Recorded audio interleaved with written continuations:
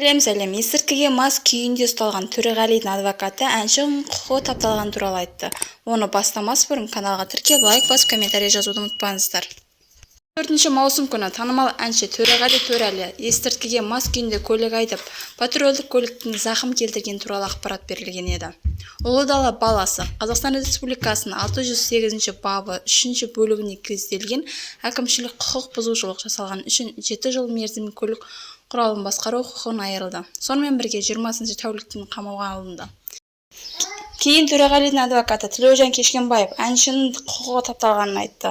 Төреғалидің құқығы тапталды. Бүгінгі жағдай үшін оны ақ демеймін, бірақ полиция қызметкерлері қызметін асыра пайдаланды. Таң қалдық. Аса ауыр қылмыс жасаған адамдай 20-дан астам тәртіп сақшысы жүр. Түрсіб аудандық полиция басқармасының 3 жылға созылған істері бар. Полициялар осылай жабылып жүріп жұмыс істесе қуанар едім. Әлі күнге дейін ашылмаған қаншама қылмыстық іс бар бұл ауданда. Қарапайым қазақты қорғамайсыз деп жатыр. Көмегіне жүгініп алдыма келген әрбір адам ісін жаныма салып кірсемін. Қайдағы жоқ жауапсыз полиция маған сын айтып қояды, деді Тілеужан Кешкенбаев. Соңына дейін тыңдағандарыңызға рахмет. Лайк басып, комментарий жазып, өз пікірлеріңізді жазуды ұмытпаңыздар.